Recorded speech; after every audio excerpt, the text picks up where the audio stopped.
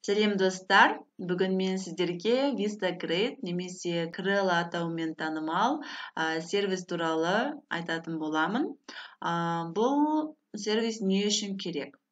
Ең алдымен бұл графикалық дизайн жасауға арналған сервис, және сіз мұнда көптеген жарнамалық материалдарға дизайн жасай аласыз. Және ол үшін сізге 100-ден астам үлгілерді пайдалануға болады. Сонымен қатар, керемет фотосурет өңдегішін де қолдана аласыздар. Бұл платформа сізге әлеуметтік желілерге фотосуреттерді өңдеп салуға мүмкіндік береді. Және ашық хаттар, плакаттар, сыйлық сертификаттары, шақыру билеттерін жасау және тағы да басқа көптеген әрекеттерді қамтамасыз ететін пайдалы платформа болып табылады.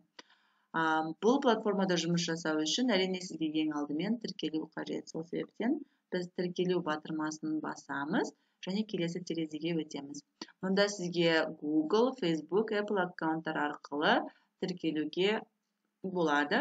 Мен Google аккаунтқа тіркелгендіктен сол аккаунтымен қосыламын.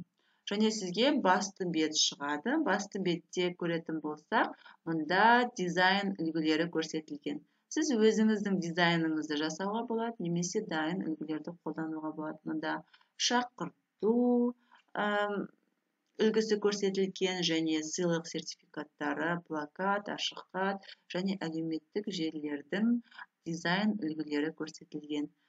Төмен қарай түсетін болсақ, мұнда сіздің өзіңіздің жасаған дизайндарыңыз көрсетілген. Сонымен қатар тағы да көптеген сізге керекті үлгілер, жаңа үлгілерді көрсетілген қойған.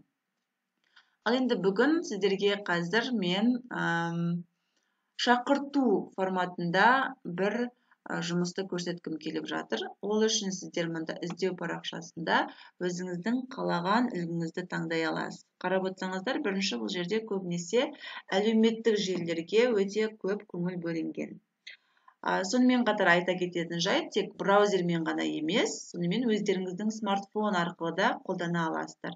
Ол үшін сіз Play Market немесе App Store арқылы да жүктеп алуға болады. Ал енді өзіміздің дизайнымызды жасап көрейік.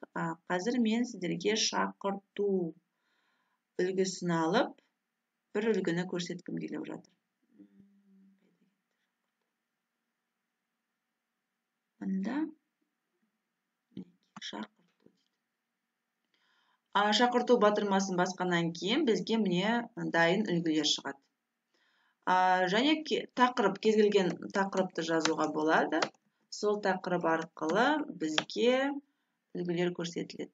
Мысалға, мектеп деп жазайын және бір үлгіні таңдайын. Дайын үлгіні осылай тезірек болатын сияқты. Сол жақ бөлігіне қарайтын болсақ, мұнда көптеген функциялар көрсетілген. Яғни сіз фото қоса аласыз, видео, музыка, анимация, түрлі фигураларды қоса аласыз, фондарды өзгерте аласыз және әріп қаріптерін де өзгерте аласыз.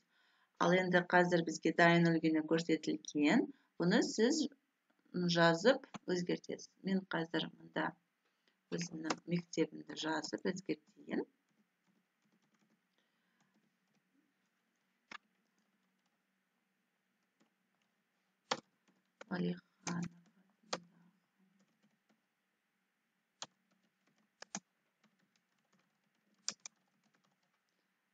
деп жазайық, оны болады керекті орынға. Және мұнда сурет өзгертеміз. Мысалға, сурет дегенді басып, онда керекті тақырыпты жазып, іздеп тауып алсаңыз болады, өзіңізге тиісті. Және мұнда белгі тұрған суреттер, олар әрине ақылы түрде. Сол себептен ондай бейнесі жоқ суреттерді таңдап, яғни тегін қолдануға болады. Мұнда төменде тұрған суретті біз өшіре алмаймыз, себебі ол да ақылы түрінде ғана мүмкін.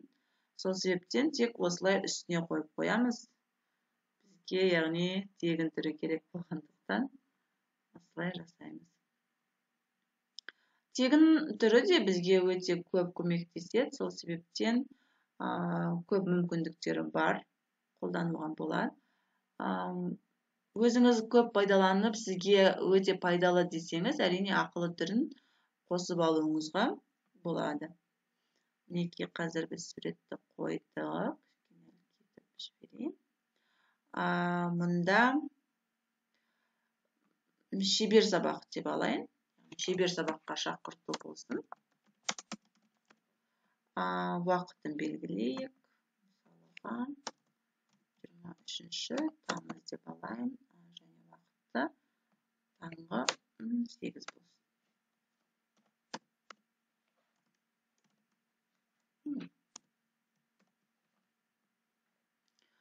Әрине, мұнда сіз жазуыңызға болады сайт, немесе оны өшіріп тастауға да болады, егер керек емес болса. Мінекей біздің шақырту үлгіміз дайын. Енді мұны сіз сақтай аласыз. Ол мұндағы берілген формат түрлерін таңдап сақтауға болады. Мұнда бірнеше формат түрлері, маған қазір тек PDF стандарт түрі жеткілікті. Міне қазір басылды.